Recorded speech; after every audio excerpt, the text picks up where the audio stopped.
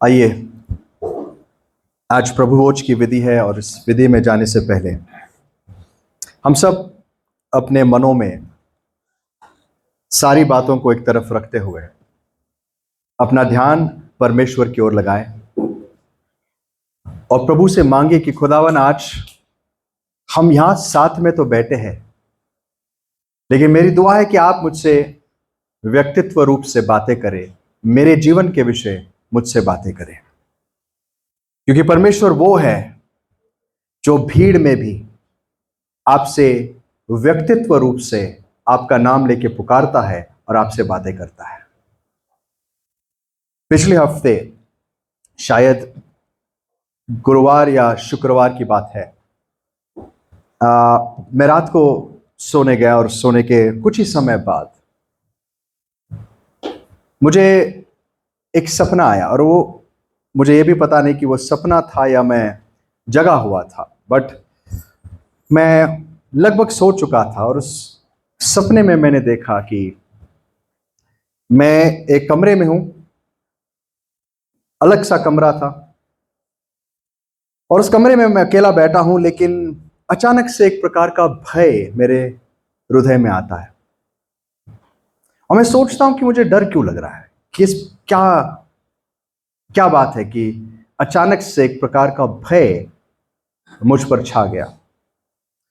और उसके बाद मुझे ऐसा लगा कि कमरे में मेरे साथ कोई है, तो मैं पीछे देखने लगा और जैसे सोचा, जैसे मैंने मुड़ा, एक व्यक्ति कहो या एक परछाई जैसी मेरे ऊपर कूदती है, जैसे मानो हाथ में एक छुरा है मुझे मारने के लिए। और उसी समय मैं जाग जाता हूं और जागने के बाद तुरंत बिस्तर से उतर के मैं घुटनों पर जाता हूं और प्रार्थना करने लगता हूं। मैं सबके लिए प्रार्थना करने लगता हूं, परिवार से लेकर सभी के लिए। और जैसे मैं प्रार्थना कर रहा था, वो सारा भय निकल गया, बिल्कुल वही फिर से शांति लौट आई और बड़े विश्राम के साथ मैं बैठा हुआ था। लेकिन एक सवाल मेरे मन में उस समय आया कि इसे, जैसे वो सपना एक कमरे में था, बंद कमरा था, मेरा सवाल यह था कि अंदर कैसे आया। मैं सोच रहा हूं, इसी विषय सोच रहा हूं प्रार्थना में, क्योंकि वो अभी तक मेरे मन में वही बात चल रही है। मैं सोच रहा हूं वो अंदर कैसे आया, मैं सवाल पूछ रहा हूं। और उसी समय मेरे मन में एक वचन मुझे याद आया, बिल्कुल इस तरीके से फ्लैश हुआ और वो वचन बिल्कुल मेरे सामने आया। और उसी वचन के ऊपर मैं आज कुछ आपसे कहना चाहूंगा। वो वचन है पहला पतरस, उसका 5वां अध्याय और 8 वचन। पहला पतरस 5वां अध्याय 8 वचन पढ़िए भाई। सचेत हो और जागते रहो, क्योंकि तुम्हारा विरोधी शैतान गर्जने वाले सिंह की नाई इस खोज में रहता है कि किसको फाड़ खाए। सतर्क रहो और जागते रहो, क्योंकि तुम्हारा विरोधी शैतान क्या कर रहा है? गर्जने वाले सिंह के नाई इस खोज में रहता है कि वो किसको फाड़ खाए। तो आज मेरे संदेश का भी शीर्षक वही होगा, सतर्क रहो और जागते रहो। मैं आखिरी गीत भी वही गाया, दुनिया में जो खोया है जाग जरा मतवाले। सतर्क रहने का मतलब क्या है? जागते रहने का मतलब क्या है?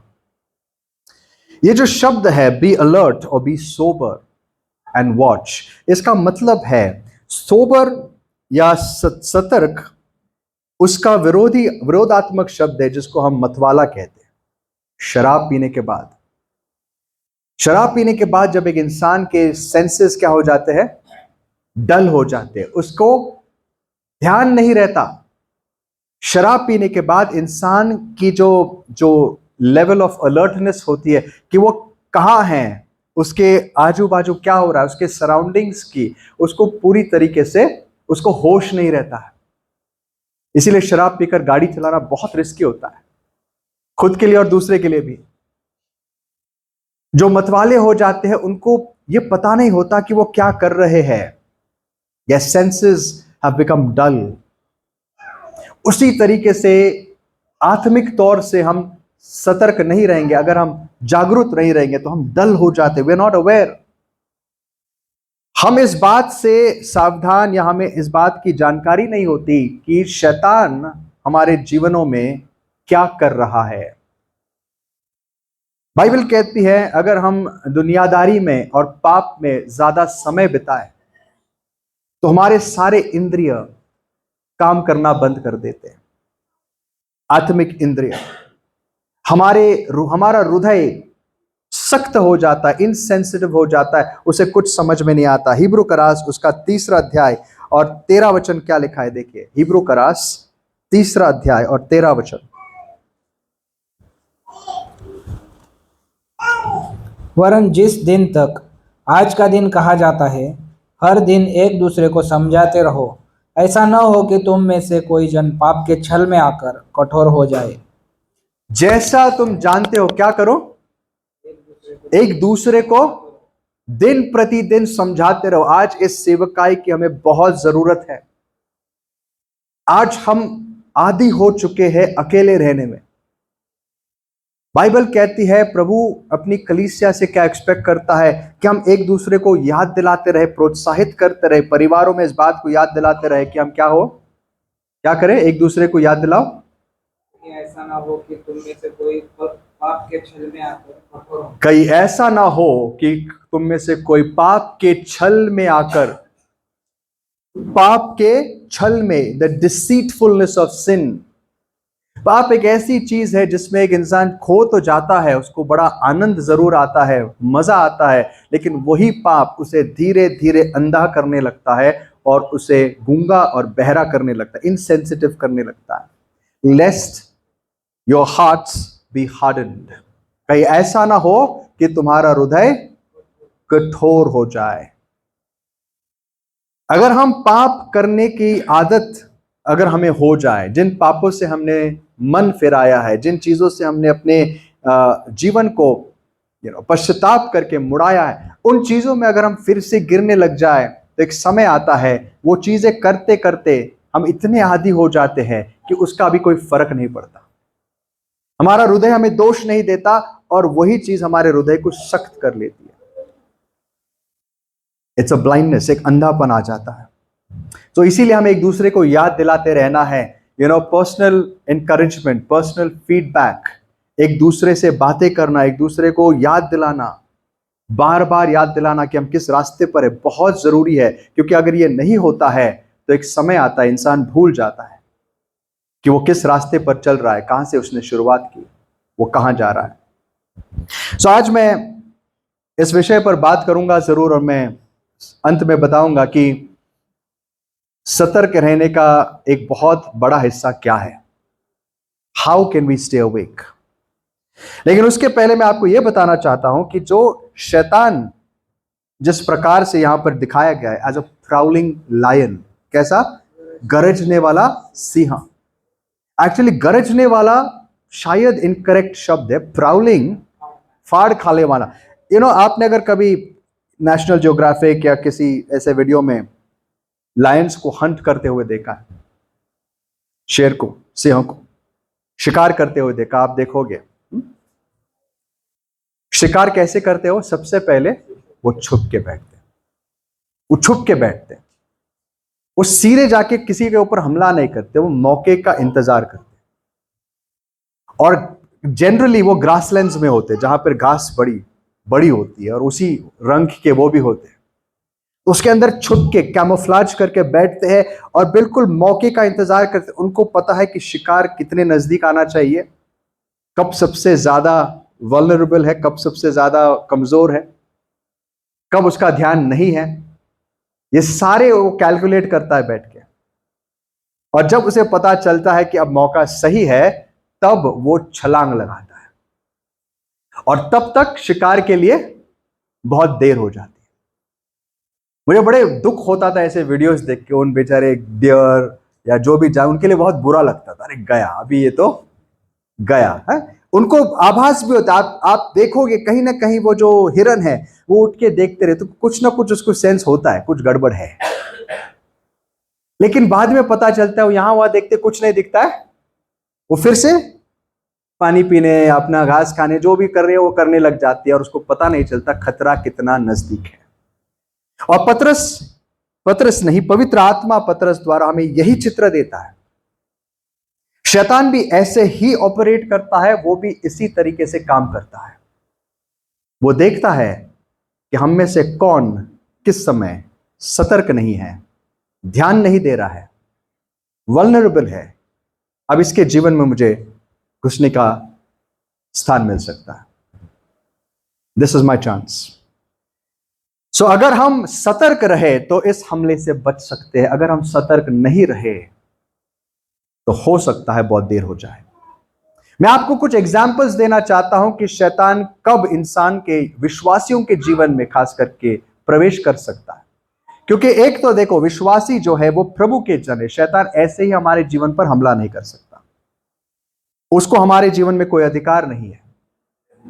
जिस प्रकार से योब को परमेश्वर ने बाड़ा रखी थी, वैसे हर विश्वासी के जीवन में उसने एक बाड़ा रखी है, एक प्रोटेक्शन रखा है। लेकिन साथ ही साथ यह भी बात सच है कि उस प्रोटेक्शन को निकालने का अधिकार हमारे पास भी है। हम चाहे तो क्या कर सकते हैं, उसे जगह दे सकते। इसके लिए हमें आज्ञा दी गई है, शैतान को अवसर मत दो, शैतान को अवसर मत दो। आई थिंक एफिशियंस 4:19, शैतान को अवसर मत दो, क्योंकि यह हमारे हाथ में है। मैं कुछ एग्जाम्पल्स देता हूं कि शैतान कैसे मौके का फायदा उठाता है। तो सबसे पहले हम वो सीखे कि शैतान प्रवेश कहां से करता है, और उसके बाद इसके सेकंड हाफ में हम देखेंगे कि इन सारी चीजों से बचने के लिए हम उसके अलावा क्या करें। सबसे पहले शैतान प्रवेश करता है हमारे विचारों के द्वारा। पिछले हफ्ते मैंने बात की थी किस विषय पर, on the mind of Christ. आपके विचार कितने महत्वपूर्ण हैं और इन विचारों के द्वारा हम किस प्रकार से हमारा जीवन बनता है या बिगड़ता है, इसके विषय देखा। उसी प्रकार से हमारे विचार आज कितने जरूरी है आप देखोगे। एक उदाहरण दूंगा आपको, सबसे पुराना उदाहरण, let's go back to the book of Genesis. सबसे पुरानी कहानी, आदम और हवा के बाद उनके दो बच्चे कैन और आबेल दुनिया में आते हैं। अब ऐसे होता है कि कैन और एबेल दोनों एक दिन परमेश्वर के सामने अपनी भेंट चढ़ाने आते। दोनों अच्छे काम के लिए आते हैं। सबसे पहले एबेल आता है। एबेल कौन था, क्या काम करता था? शेपर्ड, चरवाहा था। तो अपनी भेड़ में से, अगेन जेनेसिस चैप्टर 4 में जाके आप उस अध्याय को पढ़ लेना पूरा, और मैं जो कहता हूं उसको आप चेक कर लेना। तो लिखा है, जिस भाषा में लिखा है, एबेल अपने भेड़ में से सबसे उत्तम बलिदान को लेकर आता है, और उसके बाद उसका भाई जो है कैन, उसको देखकर क्या करता है, मैं भी मेरा बलिदान लेके आऊंगा। और लेकिन कैन क्या था, कैन एक किसान था, तो अपनी उपज में से, लिखा है, कुछ तो लेकर आता है। पहली वस्तु नहीं, सबसे उत्तम वस्तु नहीं, कुछ तो, ही ब्रिंग्स समथिंग। और दोनों अपना अर्पण चढ़ाते हैं, और दोनों अर्पण चढ़ाने के बाद बाइबल कहती है परमेश्वर ने किसका ऑफरिंग एक्सेप्ट किया? आबेल का, एबेल का, और कैन के ऑफरिंग को रिजेक्ट कर दिया। अब उसके बाद होता क्या है, लेट्स रीड जेनेसिस चैप्टर 4, यह उत्पत्ति उसका 4 अध्याय 4-5 से लेके 7 वचन पड़ेगा। परंतु कैन और उसके भेंट को उसने ग्रहण न किया। तब कैन अति क्रोधित हुआ और उसके मुंह पर उदासी छा गई। तब यहोवा ने कैन से कहा, तू क्यों क्रोधित हुआ और तेरे मुंह पर उदासी क्यों छा गई है? यदि तू भला करे तो क्या तेरी भेंट ग्रहण न की जाएगी? और यदि तू भला न करे तो पाप द्वार पर छिपा रहता है और उसकी लालसा तेरी ओर होगी और तू उस पर प्रभुता करेगा। देखो, जब कैन का ऑफरिंग रिजेक्ट हुआ और एबेल का एक्सेप्ट हुआ, यह सोचने के बजाय कि प्रभु ने मेरे ऑफरिंग को क्यों रिजेक्ट किया, कैन ने अपने मन में क्या रख लिया? गुस्सा। उसको गुस्सा आया कि मेरे भाई का ऑफरिंग एक्सेप्ट हुआ लेकिन मेरा क्यों नहीं हुआ। और वहां परमेश्वर से बात भी करता है, उसको साफ शब्दों में कहता है, केन अगर तू अच्छा करेगा तो क्या मैं तुझे स्वीकार नहीं करूंगा? That's the mercy of God. देखो, केन को प्रभु एक वहां पर क्लियरली बता रहा है, अगर तू अच्छा करता मैं तुझे भी एक्सेप्ट करता, I would have accepted you.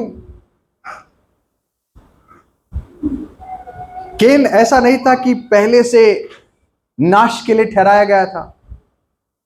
In act 17 प्रेरित 17-26 में पॉल हमें एक बहुत जरूरी बात बताता है।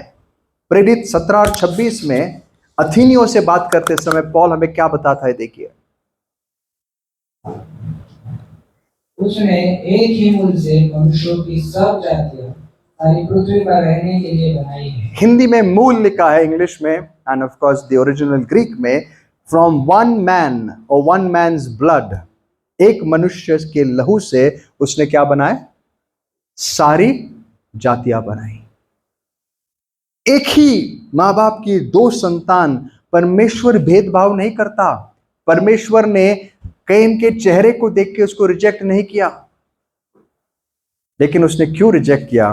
क्योंकि कैन का जो एटीट्यूड था, उसके मन के विचार बड़े घृणित थे। सबसे पहले यह बात उसके मन में नहीं आई कि हम बलिदान चढ़ाएं। दूसरी बात, अब यह बात स्वाभाविक थी, उन्हें पता था आदम और हवा से कि अगर हमें बलिदान चढ़ाना है तो हमें परमेश्वर को कैसा बलिदान चढ़ाना है। आदम और हवा को जब परमेश्वर ने कपड़ों से ढापा तो किस बलिदान से उनको पहले को क्या बलिदान किया? उनको उठापने के लिए एक मेमना बलिदान किया। और उनको पता था कि अगर पाप का प्रायश्चित करना है, परमेश्वर के नजदीक आना है, तो लहू बहाना जरूरी है। तो केन को भी यह पता था, लेकिन प्रॉब्लम एक थी, केन के पास खुद के जानवर नहीं थे, तो उसको क्या करना पड़ता था? अपने भाई के पास जाना पड़ता था। मैं क्यों जाऊं? वो कह सकता था, एबल मुझे भी थोड़ा सा दे, मिले मेरे थोड़े उपज ले ले, मेरे मुझे तेरा एक मेमना दे दे। तो वो नहीं गया, उसको लगा क्यों, मैं अपना चढ़ा लूंगा। दूसरी बात, अगर आप उसकी भाषा पढ़ो, साफ लिखा है, एबल ने अपने भेड़ों में से सबसे उत्तम, the first of his offspring, उसने लाकर परमेश्वर को चढ़ाया। यह दिखाता है उसका हृदय में परमेश्वर के लिए कितनी इज्जत थी। हम परमेश्वर को क्या चढ़ाते, इसी से पता लगता है कि हम परमेश्वर के बारे में क्या सोचते हैं। हमारा बचा कुचा टाइम या हमारा सबसे उत्तम समय, हमारा आधा मन या हमारी पूरी जान। परमेश्वर इस एटीट्यूड को देखता है। और जब उसने एबल को देखा, वो प्रसन्न हुआ, उसके ऑफरिंग को एक्सेप्ट कर लिया। और केन मोस्ट लाइकली इसलिए ऑफरिंग दे रहा था क्योंकि उसने देखा, यार मेरा भाई जा रहा है, चलो मैं भी कर लेता हूं। उसका उद्देश्य सही नहीं था, तो प्रभु ने उसको रिजेक्ट किया। रिजेक्ट करने के बाद भी प्रभु ने उसको कहा, सबसे पहले उसका चेहरा उतर गया। प्रभु उसके चेहरे को देखता, बोलता, तू उदास क्यों है केन? अगर तू भला करेगा, तू अच्छा करेगा, क्या मैं तुझे स्वीकार नहीं करूंगा? अब यहां पर भी केन पश्चाताप कर सकता था, कह सकता था, हाँ प्रभु क्षमा कर, मुझसे गलती हो गई। लेकिन आपको पता है उसने क्या किया? उसने परमेश्वर की आवाज सुनने के बाद भी परवाह नहीं की। उसको अभी भी मन में गुस्सा था, वो तू उसका कैसा एक्सेप्ट कर सकता है? तू मेरे भाई का ऑफरिंग कैसे एक्सेप्ट कर सकता है? मेरा क्यों नहीं किया? ये गुस्सा उसने मन में रखा। तो परमेश्वर उसको एक वार्निंग देता है, और उस वार्निंग की भाषा बिल्कुल वही भाषा है जो पत्रस इस्तेमाल करता है। वो कहता है, केन संभाल, पाप कहां खड़ा है? तेरे द्वार पर खड़ा। यहां पर अब पाप एक इंसान या एक पर्सन के रूप में उसको दर्शाया गया। पाप तेरे द्वार पर खड़ा है, तुझ पर झपटने के लिए तैयार है, रेडी टू डिवाओर यू। तुझ पर झपटने के लिए तैयार है, वो तुझे झपट लेगा, लेकिन तुझे उस पर प्रभुत्व करनी होगी। It's a battle that you have to fight. और होता क्या है, केन इस वार्निंग को इग्नोर कर देता है, और उसके बाद भी वो अपने भाई से नाराज रहता है। और एक दिन धीरे से अपने भाई को फुसलाकर खेत में लेकर जाता है। देखो कितना गुस्सा था उसके अंदर। वो उसको क्षमा करने के लिए तैयार नहीं था। उसने क्या किया? भाई को खेत में लेकर गया और क्योंकि उसके भाई का ऑफरिंग एक्सेप्ट किया गया, परमेश्वर ने उसको स्वीकार किया, मुझे इनकार किया, इस बात का गुस्सा वो छोड़ नहीं सका, इस बात को वो भूल नहीं सका। और इस गुस्से में आकर उसने क्या किया, अपने भाई को मार दिया। ये वो पॉइंट था दोस्तों जहां पर अब केन अपने आपे में नहीं था। इस पर किसने झपट लिया? इस पर अब कौन कब्जा कर बैठा? पाप और उसके द्वारा शैतान। इसीलिए हमें बताया गया पहला यूहन्ना 3:12 में केन कौन था, उसकी पहचान दी गई। पढ़िए पहला यूहन्ना 3:12।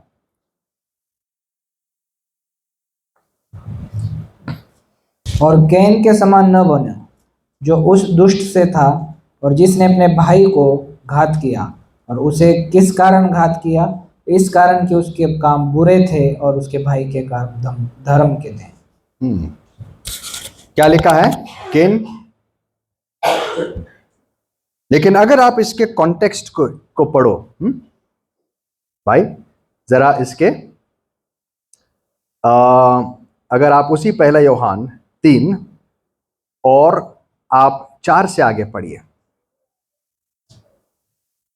जो कोई पाप करता है वह व्यवस्था का विरोध करता है, और पाप तो व्यवस्था का विरोध है। और तुम जानते हो कि वह इसलिए प्रकट हुआ कि पापों को हर ले जाए। हाँ। और उसके स्वभाव में पाप नहीं है। हाँ। जो कोई उसमें बना रहता है वह पाप नहीं करता। जो कोई पाप करता है उसने न तो उसे देखा है और न उसको जाना है। हे बालको, किसी के भरमाने में न आना। जो धर्म के काम करता है वही उसकी नाई धर्मी है। जो कोई पाप करता है वह शैतान की ओर से है, क्योंकि शैतान आरंभ से ही पाप करता आया है।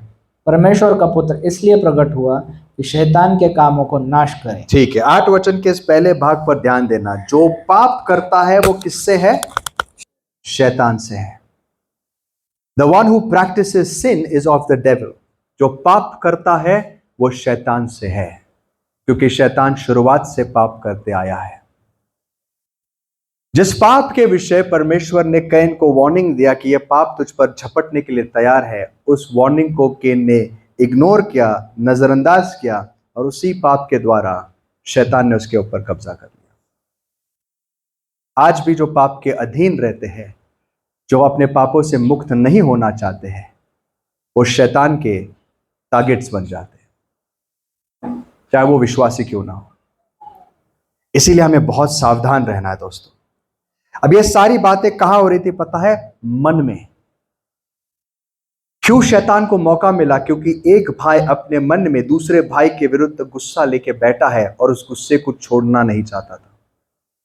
उसको बताने के बावजूद, उसको वार्निंग्स देने के बावजूद, उसने ये ठान लिया कि मैं मेरे भाई को क्षमा नहीं करूंगा। उसके भाई ने कुछ किया भी नहीं था।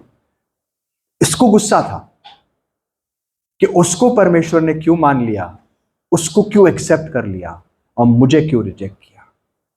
बिटरनेस, कड़वाहट। अगर हम अपने शरीर, अपने हृदय में वो चीजें बनाए रखेंगे जो शैतान की है, वो हक जताने आएगा जरूर। उसे पता है मुझे अब शिकार मिल गया। आपको पता है हमारे विचार कितने महत्वपूर्ण होते हैं। अगर हम अपने विचारों को सही नहीं रखेंगे दोस्तों, तो शैतान का शिकार बन जाएंगे। एक 2-3 और उदाहरण आपको देता हूं। एक उदाहरण है एक बहुत ही फेमस इंसान का, famous, the most famous villain in the Bible. कौन है ये विलन? आहाब ओल्ड टेस्टामेंट में, न्यू टेस्टामेंट में उससे भी बड़ा विलन है। जूडस। जूडस को आप कैसे भूल सकते हो? The greatest villain, the worst villain in the Bible, Judas Iscariot, यीशु मसीह के साथ चलने वाला शिष्य, यीशु मसीह के नाम से चमत्कार करने वाला शिष्य। आप जानते हैं ना, उसने भी कई चमत्कार किए। कई बार प्रभु ने अपने शिष्यों को एटलीस्ट 2 बार भेजा, 70 को और उसके बाद 12 को। जाओ मेरे नाम से दुष्ट आत्माएं निकालो, चमत्कार करो। इस सब करके आया हुआ व्यक्ति, यीशु के साथ रहने वाला व्यक्ति, उसको एक दिन बेच देता है। आपको पता है इसकी शुरुआत कहां से हुई? इसकी शुरुआत एक दिन में नहीं हुई। This was a gradual process. एक धीरे धीरे बढ़ने वाला एक घड़ा था ये। जूडस शायद बहुत सारी चीजों में अच्छा था, लेकिन उसके जीवन में एक कमजोरी थी। वो कमजोरी थी ग्रीड, पैसा। और ऑल्दो वो यीशु के साथ चलता था, यीशु की शिक्षण को उसने देखा, जीवन को देखा, लेकिन एक चीज वो छोड़ने के लिए तैयार नहीं था। शायद पहले से ही वो लोभी था, लेकिन ऐसा लगता था कि यीशु के साथ चल के वो बदल जाएगा, लेकिन बदला नहीं। उसके मन में वो लोभ वहीं पर बना रहा। इनफैक्ट प्रभु ने उसको एक ऐसी जिम्मेदारी दी, चर्च का ट्रेजरर बना दिया। और प्रभु जानते थे, प्रभु कोई चीज बाय एक्सीडेंट नहीं करते। उसके हाथों में थैली थमा दी और कहा, जूडस तू संभाल इसे। आपको पता है, जूडस हर दिन उस थैली में आने वाले पैसे को देखता था और उसके मन में बात आती थी, बहुत सारा यार, थोड़ा निकाल दे तो क्या फर्क पड़ता है। अब यह बात बिल्कुल गुप्त थी, किसी को पता नहीं थी। अगर पता होती तो थैली उसके हाथ से बाकी लोग ले लेते। यह बात कब पता चली? बाद में पता चली। तब तक किसी को पता नहीं था। देखो, हर चीज गुप्त में, the secret things are the worst things, सबसे बुरी बातें गुप्त में होती है और शैतान जानता है ये चीज। ऑल्दो आपके हृदय को नहीं जानता हो, क्योंकि आपके हाव भाव से उसको पता लगता है कि क्या चल रहा है। It is secret, a secret sin. वो जानता था उसके हृदय में। हर दिन उसके अंदर से जब शायद पहला सिक्का उसने निकाला होगा, शैतान वहीं पर खड़ा था। दिस इज नॉट अनकॉमन, क्योंकि शैतान कई बार यीशु मसीह के सभाओं में आता था, आपको पता है ना। आखिरी बार कब आया? लास्ट सफर में, लॉर्ड सफर में भी आया हो। अब प्रभु कहता है, देख दुनिया का सरदार आया है, लेकिन मेरे अंदर उसका कुछ भी नहीं। तो शायद शैतान आता था और उसको देखता था, यार ये तो मेरा ही बंदा लग रहा है, चलो इसको हम यूज करेंगे एट द राइट टाइम। तो अपने हाथ को जब वो डालता था, उसमें से पैसे चुराता था। करते करते वो इतना सख्त हो गया, इसके लिए आदत हो गई। उसका जमीर, उसका कॉन्शियंस उसको कन्विक्ट नहीं करता था। और ऐसे करते करते एक दिन टिपिंग पॉइंट आ गया। आपको पता है टिपिंग पॉइंट क्या था? वो क्षण जहां पर आप लाइन क्रॉस कर देते हो। अब शायद नहीं, निश्चित तौर से यीशु मसीह को पता था, बट ही प्लेड अलोंग। और एक दिन ऐसे हुआ कि यीशु मसीह के क्रूस पे मारे जाने के 2 या 3 दिन पहले यीशु मसीह अब मार्था मरियम के घर पे थे। Simon the leper, Simon the leper, ये दोनों इस परिवार था, इनके घर में प्रभु थे। और इस घर में जब प्रभु बैठे थे, वहां मार्था एक काम करती है। क्या करती है? एक बहुत ही कीमती इत्तर लेके आती है और यीशु मसीह के चरणों में उसको तोड़ देती है। और वहां जूडस इस बात को देखकर एक बहुत ही धार्मिक चीज कहता है। हाँ? बहुत ही ऐसी चीज कहता है, it sounds very nice, very religious. क्या कहता है? क्या वेस्ट है ये, बर्बाद किया इसने। अगर इसको बेचते, यही बेचते, मेरे थैले में कुछ आता तो हम गरीबों में बांट देते। 50-50 क्यों ना सही, लेकिन गरीबों में बांट देते और कितना भला होता। और वहां एक चीज होती है जो हम नोटिस नहीं करते, but I think in my humble opinion this was the tipping point. आइए पढ़ते उसको। जॉन चैप्टर 12, योहान 12, 4 से 7 पढ़िए भाई, 4 से 7। परंतु उसके चेलों में से यहूदा इस्करियोती नाम एक चेला, जो उसे पकड़वाने पर था, कहने लगा, यह इत्र 300 दिनार में बेचकर कंगालों को क्यों न दिया गया। उसने यह बात इसलिए न कही कि उसे कंगालों की चिंता थी, परंतु इसलिए कि वह चोर था और उसके पास वह उनकी थैली रहती थी और उसमें से जो कुछ डाला जाता था वह निकाल लेता था। यीशु ने कहा, उसे मेरे गाड़े जाने के लिए दिन के लिए रहने दे। ओके, नाउ अब हम जब ये पढ़ते हैं, ऑफ कोर्स बाइबल टेक्स्ट में लिखा गया है, तो उस समय के जो सीन को रिक्रिएट करना बहुत मुश्किल है। बट जिस प्रकार से लिखा गया, I think Jesus rebuked him. English में लिखा है लीव हर अलोन। यीशु ने क्या कहा? इसको अकेले छोड़। ये जो कर रही है मेरे बरियल के लिए, मेरे गाड़े जाने के लिए कर रही। और यीशु ने बड़े शायद सख्त तरीके से उसको रिब्यूक किया। 4 लोगों के सामने उसने डांट खाई। It was after this moment, आप देखो जूडस के हाव भाव बदलने लगते। सबसे पहले तो उसके मन में ऑलरेडी ये लोभ था, it's a golden opportunity missed. इतना 300 दिरहम उसने कैलकुलेट भी करके रखा था, इतना पैसा आता था इसका, मुझे इतना कट मिल सकता था। दूसरी बात, यीशु ने सबके सामने उसको डांटा। इस बात का गुस्सा उसने अपने मन में रख लिया, इस बात का गुस्सा उसने मन में रख लिया और वो प्रभु से नाराज हो गया। अब ये नाराजगी एक दिन में नहीं, कई और चीजें इसको बिल्ड करती हुई जा रही थी। There were many things adding to it. लेकिन जैसे कहा ना, एक टिपिंग पॉइंट आता है। आपको पता है उसके तुरंत बाद क्या होता है? जॉन चैप्टर 13 वर्स 2 में हमें ये बात देखो कैसे लिखी गई है। John chapter 13 verse 2। और जब शैतान शमौन के पुत्र यहूदा इस्करियोती के मन में यह डाल चुका था कि उसे पकड़वाए, तो भोजन के समय यीशु ने यह जानकर कि पिता ने सब कुछ मेरे हाथ में कर दिया है और मैं परमेश्वर के पास से आया हूँ और परमेश्वर के पास जाता हूँ, भोजन पर से उठकर अपने कपड़े उतार दिए। ठीक है, क्या होता है?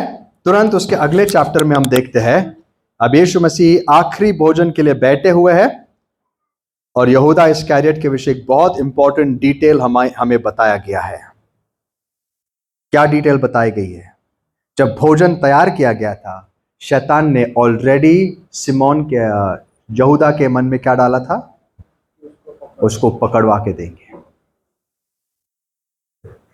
यहूदा के मन में जो बातें चल रही थी वो इतनी खतरनाक थी कि अब शैतान को उसके मन पर कब्जा मिल गया। अब उसको उसके मन में क्या डालना है उसका अधिकार मिल गया। अब वो उसके मन को कंट्रोल करने लगा, उसके विचारों को कंट्रोल करने लगा।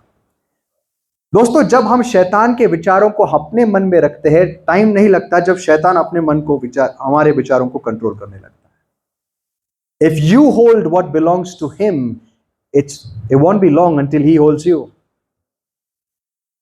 अगर तुम वो चीजें अपने मन में रखते हो जो उसकी है, ज्यादा समय नहीं लगेगा जब वो तुम्हारे मनों को और विचारों को कंट्रोल करने लगेगा।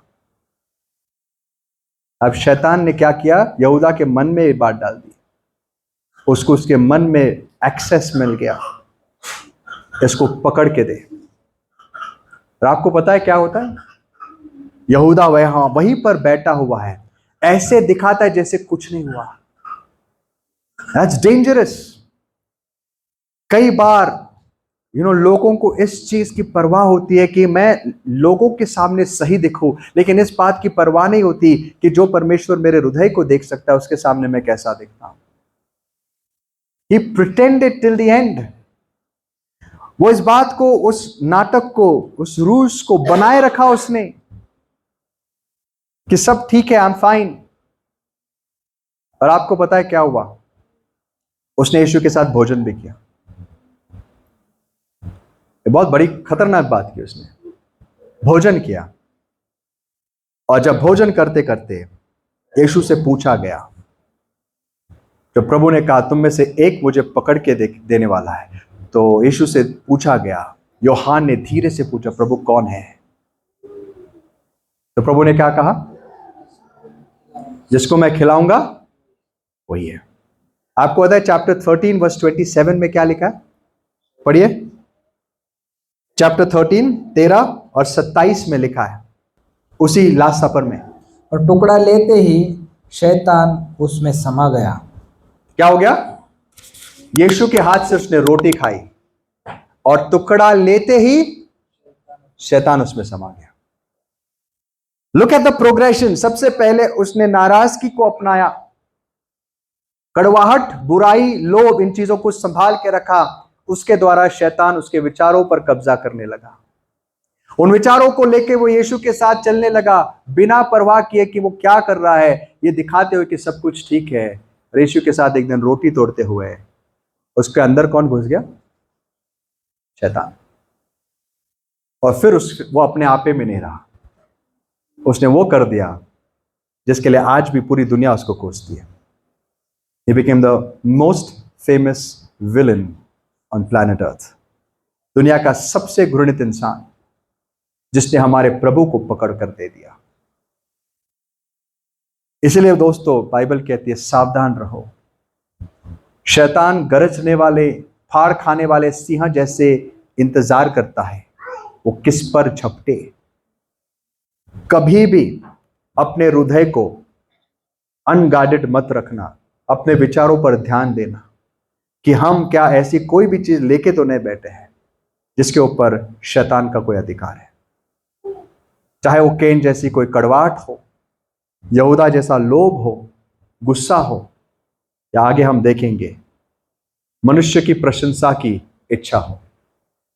यह अगला उदाहरण है एक पति पत्नी का। आप सब जानते हैं दैट फेमस कपल, क्या नाम है उनका? अनन्या और सफीरा। कलीसिया की शुरुआत के दिन पहला समय जहां परमेश्वर अपनी कलीसिया को स्थापित करता है, बड़ा ही सुंदर समय जहां पवित्र आत्मा उतर के आता है, सारे लोग एक साथ प्रेम में बने रहते, अद्भुत काम हो रहे, लोग अपने अपने प्रॉपर्टीज बेच रहे और गरीबों में बांट रहे, किसी ने उनको कुछ कहा नहीं, अपने मन से कर रहे। और इसी के बीच एक कपल डिसाइड करता है हम भी ये काम करेंगे। और जब वो ये डिसाइड करते हैं, पता नहीं उनका मोटिव क्या था, पता नहीं उद्देश्य क्या था, लेकिन उन्होंने डिसाइड कर लिया हम भी ये करके पैसा लाके चर्च पे दे देंगे। लेकिन बात उल्टी पड़ जाती है, गड़बड़ होती है। जब ये प्रॉपर्टी बेचते हैं, पैसा लाते भी है और जो हिसाब देते हैं उसमें ये कहते हैं कि देखो हमने सब कुछ बेच दिया, ये गरीबों के लिए हम दे रहे हैं, लेकिन कुछ हिस्सा उन्होंने अपने पास रख लिया। शायद से उनको बाद में पछतावा हुआ रहेगा, यार इतना नहीं देते यार, थोड़ा ज्यादा हो रहा है। शायद बहकावे में आ गए। इसके लिए बहकावे में आके कुछ मत करना, मन से करना। शायद उन्होंने peer pressure, go with the flow. जब एक चीज होती है, कई सारे रिवाइवल्स होते हैं, वहां पे बड़ा परमेश्वर का काम होता है, बहुत सारे लोग बहाव में आते हैं, बाद में सोचते हैं यार नहीं करना था। शायद ऐसा मौका इनके मन में आया। उस बात में कोई प्रॉब्लम नहीं था अगर वो आके ये कहते देखो भाइयों हमने ये बेच दिया, इसमें से इतना हिस्सा हम दे रहे, कोई प्रॉब्लम नहीं था, किसी ने उनको जबरदस्ती नहीं की थी। गड़बड़ कहाँ थी पता है? गड़बड़ ये थी कि उन्होंने सारी कलीसिया को आके झूठ बोल दिया कि हमने सब कुछ दे दिया। क्यों? कलीसिया में हमारी इज्जत होनी चाहिए। It's a very mysterious case. बहुत सारे लोगों का सवाल है और ये बहुत जायज सवाल है कि यार ये गुनाह जो था इतना बड़ा नहीं था। आज अगर इसी लेवल पर सबका जजमेंट होने लग जाए तो शायद कलीसियाएं हमारी इंक्लूडेड खाली हो जाएंगी। लेकिन if God begins to kill people for something like this, इस चीज के लिए, तो कलीसियाएं खाली हो जाएगी। लेकिन देयर वाज अ रीजन। ये प्रभु हमेशा, आप देखो एक पैटर्न है स्क्रिप्चर में, दिस वाज गॉड्स बिगिनिंग। ये कलीसिया की शुरुआत है। प्रभु एक स्टैंडर्ड सेट कर रहा था। जैसे मूसा के समय, पहले नियम के समय प्रभु ने एक स्टैंडर्ड सेट किया। आपको पता है उस समय भी जब मंदिर में सेवकाई जस्ट शुरू हुई, मंदिर का पहला दिन था तंबू का, परमेश्वर ने सारी आज्ञा दी थी किस प्रकार आग जलानी है, क्या करनी है। वहां पे दो लोग आते हैं, नादाब और अबीहू। किसके बेटे थे? हारून के। पहला ही दिन, और जाके अग्नि जलाने लगते मंदिर में, और जैसे अग्नि लेकर आते वहीं पर ढेर होके मर जाते। अब ये क्या बात थी? इससे कई बड़े गुनाह बाद में आने वाले याजकों ने की, लेकिन प्रभु ने उनको क्यों सजा दी? इसलिए क्योंकि प्रभु उन्हें दिखा रहा था कि मेरा ये स्टैंडर्ड है, this is my first example, और मैं तुम्हें एक स्टैंडर्ड देना चाहता हूं। उसके बाद जिन्होंने गुनाह किए उनको उसी समय सजा नहीं मिली, लेकिन एक दिन मिलेगी जरूर। उसी प्रकार से हनन्या और सफीरा ने जो किया उसकी सजा उन्हें तुरंत इसलिए मिली क्योंकि प्रभु दिखाना चाहता था कि मैं कलीसिया को कैसे देखना चाहता हूं। लेकिन उसके बाद कई सारे गुनाह कलीसिया में होते रह गए और आज भी हो रहे हैं। इसका मतलब यह नहीं प्रभु ने सजा देना बंद कर दिया। इसका मतलब यह है प्रभु इंस्टेंटली किसी को रिब्यूक नहीं करता आजकल, लेकिन अगर वो उस दिन गलत था तो क्या न्याय के दिन को इससे बच सकता है?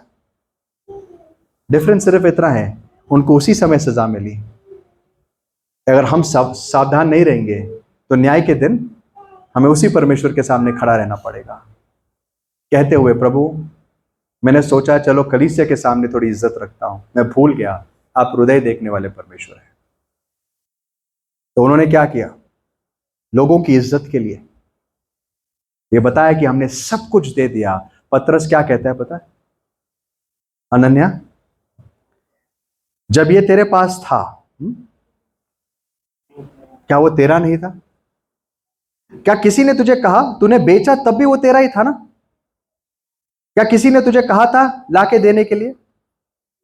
लेकिन तूने, शैतान ने ये बात तेरे मन में क्यों डाली कि तूने पवित्र आत्मा के खिलाफ झूठ बोला? Acts chapter 5 verse 3 to 5। पतरस क्या पॉइंट आउट करता है? यह बात किसने उसके मन में डाली? आइए प्रेरितों की किताब 5वां अध्याय 3 से 5 पढ़िए। परंतु पतरस ने कहा, हे अनन्या, शैतान ने तेरे मन में यह बात क्यों डाली है कि तू पवित्र आत्मा से झूठ बोले और भूमि के दाम में से कुछ रख छोड़े? जब तक वह तेरे पास रही क्या तेरी नहीं थी? और जब बिक गई तो क्या तेरे वश में नहीं थी? तूने यह बात अपने मन में क्यों विचारी? क्यों बिछाई? देखो दो चीजें, तूने बात अपने मन में क्यों बिछाई, और उसके बाद पहले क्या लिखा है? शैतान ने तेरे मन में यह बात क्यों डाली?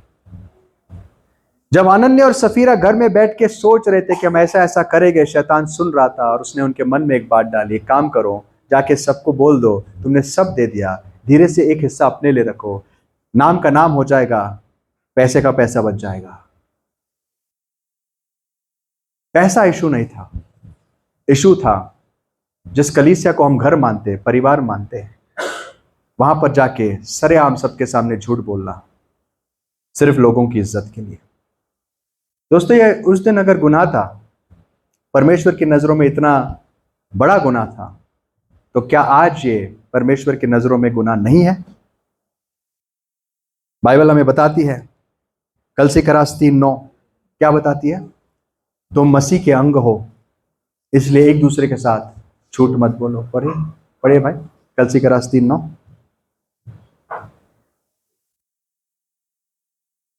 Colossians 3:9। एक दूसरे से झूठ मत बोलो, क्योंकि तुमने पुराने मनुष्यत्व को उसके कामों समेत उतार डाला है। तुम एक दूसरे से झूठ मत बोलो, तुमने पुराने मनुष्य को उसके कामों के सहित उतार डाला है। There's an expectation।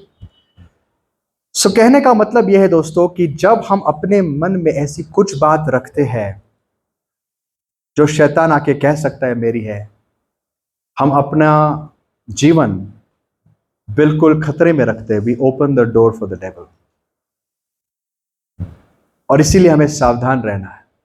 अपना मन साफ रखो, कपट मत रखो, किसी के विरुद्ध कुछ कड़वाहट गुस्सा मत रखो, प्रशंसा के लिए कुछ मत करो, अपना मन साफ रखो। किसी से झूठ बोलने की नौबत नहीं आनी चाहिए। हमारे बीच रिश्ते ऐसे होने चाहिए कि खुदावन करे एक ट्रांसपेरेंसी आ जाए कि हमें किसी से झूठ बोलने की जरूरत ना पड़े। झूठ कब बोलना पड़ता है? मानो लेट्स से मेरा भाई के साथ कुछ बनता नहीं, मैं मन में इनके बारे में कुछ सोचता हूं, मुझे अच्छे नहीं लगते या उनके विषय कुछ चीजें अच्छी नहीं लगती, लेकिन चेहरे पर मैं ऐसे दिखाता हूं कि हम बहुत यारी दोस्त अच्छे हैं, बहुत अच्छे एक दूसरे के साथ। ये गड़बड़ होती है। ऐसा लगता है कि नहीं, सामने से लगता है तो भाई कितना अच्छा है, लेकिन मन में उसको पता है ये इसके खिलाफ कुछ तो है। ऐसी परिस्थिति नहीं आनी चाहिए। अगर मन में कुछ है तो पहले वो चीज साफ कर लो। हमारे बीच कोई ऐसा नहीं होना चाहिए कि मन में एक बात और चेहरे पे एक और बात। यही तो शैतान चाहता है, यही तो शैतान चाहता है। और उस चीज को छुपाने के लिए हमें झूठ बोलने पड़ते। सच तो बोल नहीं सकते, बोल नहीं सकता मैं आपको पसंद नहीं करता, होना नहीं चाहिए, क्योंकि हम एक दूसरे को दिखा सकते हैं। शैतान बिल्कुल जानता है क्या हो रहा है, प्रभु तो जानता ही है। और यही चीज इंसान को क्या कर देती है? कई विश्वासियों के जीवन को तबाह कर देती है। ऐसा जीवन जियो आपको कुछ छुपाने की जरूरत ना पड़े। ऐसा जीवन जियो जहां पर आपको किसी के खिलाफ कुछ हो ही नहीं। बिल्कुल साफ मन रखो, बच्चों के जैसा। बच्चों को नाटक करने की जरूरत नहीं पड़ती। कई बार होता है बच्चे लड़ भी लेते हैं, लेकिन 5 मिनट के बाद क्या होता है, फिर से एक साथ खेलते हुए नजर आते हैं, क्योंकि मन में कपट नहीं होता है। बड़ों के मन बड़े दुष्ट होते हैं। छोटी सी बात हो गई तो सालों साल याद रखते और क्षमा नहीं करते, और हम उम्मीद करते एक दिन हम स्वर्ग में प्रभु की आराधना करेंगे। बहुत बड़े वहम में हम जी रहे हैं, बहुत बड़े वहम, बहुत बड़ा एक धोखा है ये। शैतान सामने खड़ा होकर हंसता है और कहता है, बेवकूफ इंसान, ये नहीं जानता है कहां जाएगा। इसलिए मन साफ रखो। किसी के खिलाफ कुछ अगर कुछ है, अगर आपको लगता है कोई कुछ गलत कर रहा है, प्रेम से उससे बात करने की कोशिश करो, अपना पक्ष रखो, उस बात को साफ करो, लेकिन उस कपट को रख के ऐसा बर्ताव मत करो बाहर से सब कुछ ठीक है, एवरीथिंग्स फाइन। अगर आपकी गलती है तो सोचो कि आप कैसे सुधारे। दूसरे की है, उसकी मदद करें सुधारने की। उसके बावजूद कुछ ना हो, उसके लिए प्रार्थना करें, लेकिन आपका मन साफ रखें। शैतान को कोई मौका नहीं मिलेगा आपके जिंदगी में कुछ करने के लिए। यही वो बातें हैं जो शैतान चाहता है। उसके बाद हम देखते हैं इन सारे केसेस में प्रभु वार्निंग्स देता है। उसकी पत्नी जब आती है सफीरा, पतरस उसको चांस भी देता है, बोलता है, देख ऐसे ऐसे इतने दाम में बेचा क्या। वो बिल्कुल पति के साथ वन वॉइस वन माइंड थी। हाँ, इतना ही बेचा है, देख तेरे पति को गाड़ने वाले दरवाजे पर है, वो भी वहीं पर गिर जाती। She had a chance. So this is dangerous. इसीलिए हमें वार्निंग लेना। एक आखिरी चीज बताऊंगा, कुछ एग्जाम्पल्स है but there are many more. एक और खतरनाक चीज होती है, एग्जाम्पल है अहाब का। याद है अहाब? एक ऐसा व्यक्ति था जो गलत था लेकिन मानने को तैयार ही नहीं था। उसको प्रॉफिट्स भी ऐसे चाहिए थे जो उसकी हां में हां मिलाए। उसको करेक्शन चाहिए ही नहीं था, उसको वही सुनना था जो उसको अच्छा लगे। तो एक दिन वो 400 लोगों को बड़ी भीड़ जमा करता है, उसको युद्ध में जाना, उसने डिसाइड कर लिया। तो उसके प्रॉफिट्स को बुला के पूछता है क्या करना है, बोलो। सारे लग जाते, जाओ परमेश्वर तुम्हारे साथ है, यहोवा तुम्हारे साथ है, पूरे ड्रामेबाजी के साथ। पूरा शो होने के बाद उसके साथ यहोशाफात बैठा हुआ था, उसको लगा यार कुछ तो गड़बड़ है यार ये तो उसने पूछा कोई असली प्रॉफिट है क्या। तो अहाब का देखो, उसकी ऑडेसिटी, उसकी बेशर्मी देखो। कहता है तो, लेकिन वो हमेशा मेरे विरुद्ध बात करता है। कितना मूर्ख इंसान है। उसको पता है कि ये सच्चा प्रॉफिट है, पता है कि परमेश्वर इससे बात करता है, लेकिन क्योंकि वो मेरे विरुद्ध बात करता है मुझे नहीं सुनना। तो इसीलिए सावधान रहो। कई बार हम अपनी कान की खुजली के खातिर वो सुनना चाहते हैं जो हमें अच्छा लगता है, और परमेश्वर क्या करता है पता है बदले में? कहता है ले वही सुन ले। वही आत्मा भेज देता है। एक भरमाने वाली आत्मा क्या करती है? अहाब झूठ बोलने वाली आत्मा आपके उन दासों में, प्रॉफिट्स में घुस जाती है और उनको ये सब प्रोफेसी चालू करती है। मिकाया ने बताने के बाद भी वो नहीं सुनता है, क्योंकि उसकी मृत्यु को उसने लिखकर साइन कर दिया था। उसने ठान लिया था मुझे मरना है। कई बार बाइबल हमें वार्न करती है, जो सत्य से प्रेम नहीं करते, जिनको सत्य सुनना अच्छा नहीं लगता, वो अपने लिए ऐसे ही आफतें मोल लेते, शैतान को इनवाइट करते हैं। क्योंकि झूठ बोलने का जो पिता है, झूठ का पिता कौन है? शैतान। मैं अक्सर कहता हूं आप जो चीजें सुनते हो परखो, क्या सुनते हो, कहां सुनते हो, क्योंकि ये चीजें क्या करती है पता है? वी लाइक इट, लेकिन हमें इस बात में इंटरेस्ट नहीं होता सच है झूठ है उसको डिसर्न करें। हम क्या करते हैं? अच्छा लगा तो सुन लेते,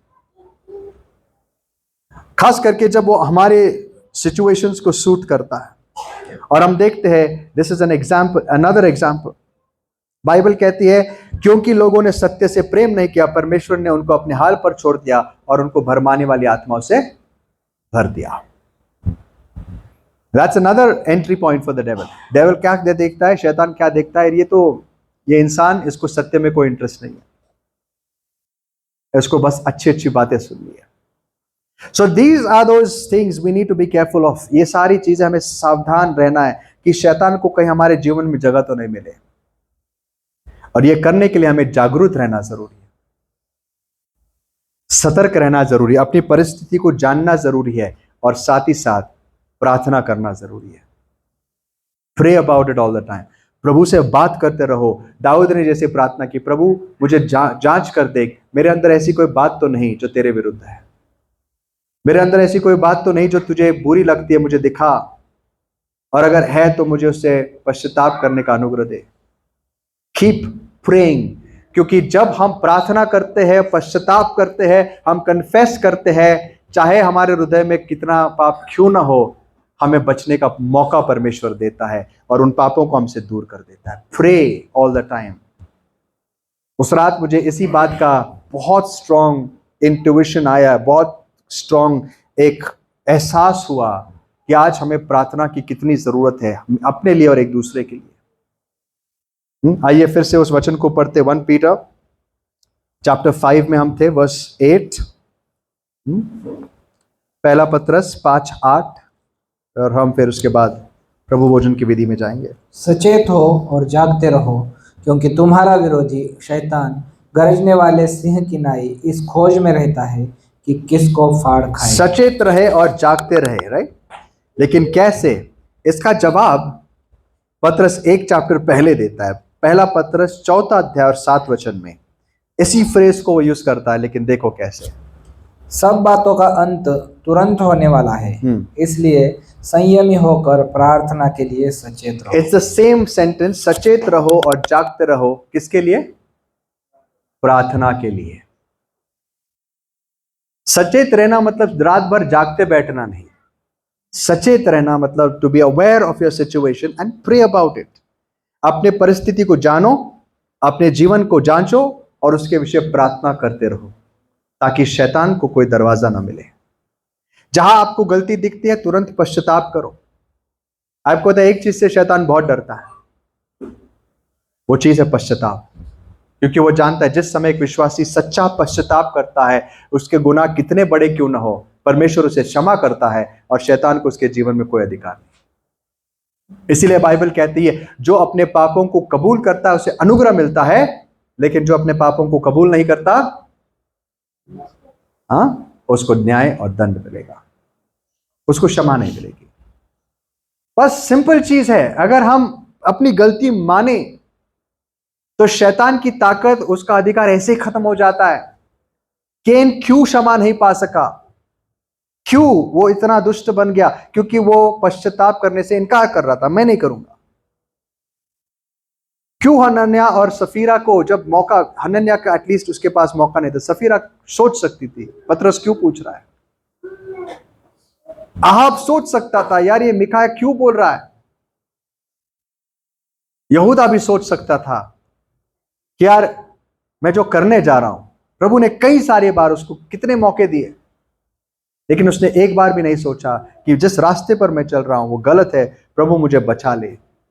अगर वो प्रभु को आके सीधे बोलता, प्रभु मुझे क्षमा कर, मैं आपके दान से चोरी कर रहा था, आपको क्या लगता है प्रभु क्या करता? क्या करता? बिल्कुल, इतने बड़े बड़े गुनाहगारों को उसने क्षमा किया। कहता है बेटा कोई बात नहीं, तुझे एहसास हुआ बड़ी बात है, जा फिर से मत कर। तो ये बड़ी बात है। अगर हमें सिर्फ इतना हम करें कि जब हम गलती करें बस मान लो, प्रभु मुझे क्षमा कर और इसे सही करने के लिए अनुग्रह दे, आप देखो शैतान आपको छू भी नहीं सकेगा, वो आपके जीवन से दूर भागेगा। लेकिन उसकी चीजें लेके बैठोगे तो फाड़ खाने के लिए तैयार रहेगा। सतर्क रहो, जागते रहो, प्रार्थना करते रहो अपने लिए, एक दूसरे के लिए। और आइए इसी नोट पर, इसी विचार के साथ आज प्रभु भोज में हम सहभागी होंगे। सोचे इस विषय, प्रभु तेरे मेज से हम खाने वाले हैं, तो आज अनुग्रह दे कि हम अपने अपने जीवन के विषय सोचे और प्रार्थनाएं करें। आइए दुआ करते हैं।